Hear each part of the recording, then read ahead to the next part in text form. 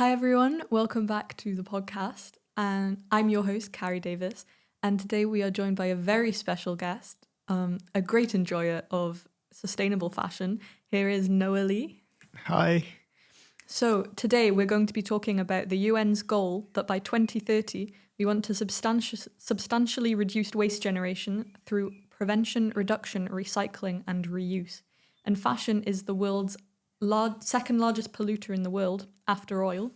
So, it makes sense that we at home would do something about that, as fashion is something that we can all control and try and be sustainable with. So, yeah. Yeah, I agree. I think it's definitely something that we can control because by changing the way that we treat fashion, we can change the way that fashion companies produce clothes. So, for example, right now, we consume we buy a lot of clothes, and so it makes the companies produce a lot more. Like, for example, last year, there was about 80 billion garments of clothing made worldwide, which is about enough for the population of the world to have 10 billion pieces of clothing each, which is a crazy figure, to be honest. And all that manufacturing, all the deliveries, all of that contributes to about 10% of global carbon emissions, just in the fashion industry alone, which is shocking, to be honest. That is insane. It's incredible how much of a problem fast fashion is. And being realistic, I think a lot of the world knows it. A lot of the world knows that fast fashion is bad. And yet people keep buying from fast fashion brands. Like in 2024, Temu, of all companies, were able to afford a Super Bowl advert, which is just insane to think about. And incredibly, only 1% of fashion brands have disclosed how many of their workers are being paid a living wage. And 45% of major fashion brands haven't disclosed their suppliers list. They haven't said who their suppliers are. And I think just, we need to do better as a society, as the world. I think sustainable fashion is so important. Yeah, that point about the workers is definitely important because one thing we really need to ask ourselves is how these companies are managing to produce such cheap clothes. And the truth is that by using workers overseas in sort of poorer countries in remote parts of the world, they can really exploit the workers. They can make them work really long hours. They can employ children and pay them really low amounts of money for all their hard work, and get them to work with all sorts of dangerous chemicals like chemical dyes and things to color clothing are all very toxic. And these companies can kind of just get away with not providing any protective equipment or anything for their workers because these countries are just so far away from the shops selling the clothes that people don't really care. Yeah. I mean, it's just so sad to think about, And not only are there the social aspects, there's also all the insane environmental impact. I mean, one cotton t-shirt uses over 2,700 litres of water to create, just one t-shirt. And that statistic is insane to think about. And the fashion industry is actually responsible for 10% of all global carbon emissions. You think all these celebrities taking their jet planes around the world, that's a lot. It's a big contributor. But really, we as a people consuming fast fashion, we are a big cause of all of this carbon emission that's created worldwide, Environmentally as well, the cotton, despite cotton being a natural resource, of course, and cotton t-shirts are in and of themselves, they're biodegradable. They're not like sort of a lot of cheap plastic clothing. When it actually making them does still produce harmful environmental effects, like the actual plant, the cotton plants have to be sprayed with harmful pesticides and fertilizers and whatnot, which can cause all sorts of environmental problems, like the pesticides.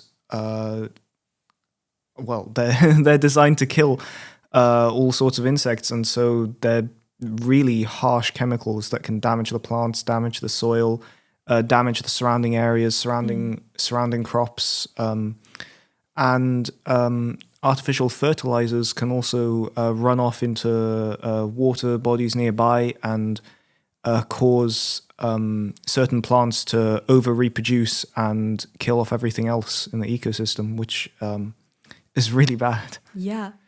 And, technically cotton is better than the plastics because, as you said, they are biodegradable. So after all that, at least, once you've bought it, it's much better for the environment. And there is a different way of doing it. There is organic cotton, which is much better for the environment. It's grown without the pesticides. It's grown with as little water as possible. But astonishingly, this renewable, this good source of cotton is actually only 1% of the overall 22.7 million metric tons of cotton that is created, grown globally every year. It's just only 1% of it is organic, only 1% of it is good for the environment. And that crazy statistic just, it makes me think about all the consequences of fast fashion, and even less, like slower fashion, it's still bad for the environment in a lot of ways, with cotton being so bad as well. Yeah, well, I guess another problem is that people don't really think about when they think about natural materials, they don't really think about how that material has gone from being a natural resource to being turned into something that can make clothes. So they think cotton must be biodegradable, must be okay, and that really does show that even sort of natural clothing made of natural materials can still be harmful for the environment. Another thing I kind of think of is it's quite a controversial thing right now, but up in Kashmir, the contested areas between India and Pakistan, the reason they're so contested is actually because of over farming of goats. So I'm sure some people know Kashmir is a very, very fine, soft wool. And Kashmir and Pashmina are both goat wools, and they're very soft, very fine, very lightweight, very high quality wool. And the goats that the goats where the fur comes from actually live in these areas, and they graze on the grassland there. And it's because of over farming these goats and wanting to have more and more and more goats to make as much of this wool as possible that they've actually started destroying the grassland. The goats have been eating too much of the grass. It's not been being able to grow back enough, and the area is slowly becoming a desert wasteland. Wow. And so the contested areas right now are the areas with grass still there, and that's why they're being fought over, because India and Pakistan want the land for their goats so that they can make money selling the wool. Oh my gosh. Wow. I had no idea. That's terrible. Yeah. Yeah. And you were talking earlier about the production of the clothes and how, you have to consider the process it goes through. It's not just the final garment that matters, it's the process. And interestingly, these things called azo dyes are used in 70% of like all the clothes that are made worldwide, that are dyed, obviously. And these dyes include carcinogenics. They're terrible for the people who are working there. And some studies have shown that they could have very bad health consequences on the people who wear them. And they are quite bad for the people who wear them at home. But also, you really have to consider the people working in those factories. You can't just put some fabric into a machine and it takes it from being this raw material or this raw plastic, and it just comes out the other end as a piece of clothing. People have to sew the clothing together. People have to dye them, sometimes by hand. Sometimes they just have to man the machines. But the conditions they work in are just so terrible. And, chemicals are released from these dyes into the ocean, and they accelerate, climate change, and they damage the ecosystems. They damage like fish and the water biomes that are surrounding these factories, and they're really bad for the local communities as well. And it's just terrible. Yeah, I agree. But I would say, I guess one of the reasons why people really still, because a lot of this stuff is becoming more and more well known, but I feel like the reason why people still buy from a lot of these brands is because the clothes are just so much more affordable than sort of expensive made clothes. Or a lot of times people don't know where to look for sustainably made clothes. For example, denim. You can find denim everywhere, and it's really hard to tell which denim has come from, sustainable cotton or not. And a good place to look is, of course, Japanese denim. It's the best made in the world, and it's grown sustainably. All the workers are, paid enough. But of course, that increases the price of the garment, and so things like selvage denim jeans made in Japan are really, really expensive. And so a lot of people, even if they know about all this stuff, they'd probably still choose to buy cheaper jeans just because they can't afford the more sustainable stuff. So is there any solution that you might have for that? Well, yeah, no, it's definitely important to recognize all these brands. But for people like us who are not really able to afford it and all that, upcycling is a very, very big, important part of sustainability. And it's taking, those cheap clothing that you find all over the place, you're able to make it into something just so much better that fits your personal style, So a lot of people don't upcycle or repurpose their old clothes because it's considered, like, sometimes nowadays people think using a sewing machine is just too difficult. So people just buy cheap replacements when their clothes break. But really, it's important to, the World War II thing, make, do, and mend, which is, taking your old scraps of fabric. And there's a woman online called Poppy Lou who makes really, really interesting pieces of clothing. She thinks, this brand, I can't afford this brand. So she goes into her charity shops and she finds pieces of fabric in her charity shops, and she then makes her own dress patterns and cuts them up and makes them into these new items. Okay. And this is, I think that's really admirable. And definitely, if you have those skills or you want to learn those skills, you should definitely go for it. But I do agree that it can be very difficult to do upcycling. It can be as easy as you don't like this piece of clothing anymore because it's too boring. Well, you can maybe sew some little hearts onto it or something.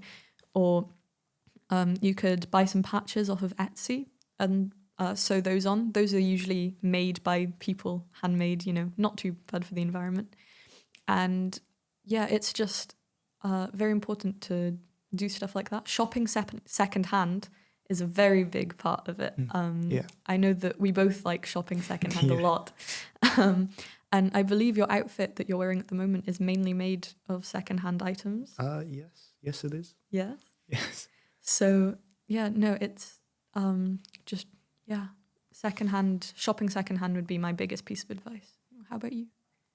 Me? Yes, I agree. Shopping secondhand is really good. I think shopping secondhand is, you won't find what you're looking for every time you walk into a shop. It's because the selections that they have are limited and they change. But I reckon every now and then you will find some absolute gem of a piece of clothing. For example, this watch that I'm wearing right now, it's this lovely gold Japanese-made watch, and I found it in an antique store for £4. Wow. It Wow. was just sitting in it was a big bucket of watches that this guy had on the floor, and he was like, if you can find something in there, it'll be £4. And I went and looked in there, and I found this beautiful golden watch, which I really love. And I just had the strap on the watch changed yesterday as well, because the strap was coming off, but the main bit of the watch works fine. And I went to the local jeweler key cutter shop, and he changed the strap for me, which is really nice. Important to support local businesses. Yes, yes, that is important. Yeah. I've got some really nice corduroys and this lovely lamb's wool jumper as well. I got them all secondhand. How much was the lamb's wool jumper secondhand? The lamb's wool jumper was done. I got it from this this traveling market called Worth the Wait, and it's basically you go in there and it's £2 entry, and they give you a big plastic bag, and you can fill it with as much stuff as you want, and you pay based on the weight of the clothes that you buy, not based on the actual clothing. So it's a £20 for a kilo, I think, which if you can find some really nice clothes, that's a really good deal, I think. And also the most they can charge you for a single piece of clothing is £20. So if you find like a really nice, big, heavy winter coat and it's more than a kilo, they'll still only charge you £20 for it. Wow. Oh, that's good. And so for a bag, if you buy a bag, and they'll, up and down the prices. So if it's less than a kilo, then they'll only charge you, they'll do the maths and charge you how much it's worth. So this jumper, it's Tommy Hilfiger. It's really nice, but I didn't have to pay any extra for it than I would for something not as fancy. Yeah. You could have just like hopped into H&M, bought like a little jumper there, but you got a really nice lambswool one just by putting in that little bit of extra effort. Yeah. But considering that 2 million tons of clothing end up in landfill every year, I think it's really important to, take these solutions, put in that bit of effort, maybe sometimes put in a bit of extra money to buy a really nice staple piece. Yeah, but if you're just looking for those smaller items of clothing, then definitely head up to your charity shops. Consider maybe cutting up an old top that you don't want anymore. And if you don't want something, then donate it, or give it to a family member, someone else who really wants it. And yeah, I think those are some very good solutions. And make your clothes last too. Yes. Well, thank you, Noah. Thank you. Thank you for coming on the podcast. And that's all we have for you today. But tune in next time for some more environmental tips. And yeah, goodbye.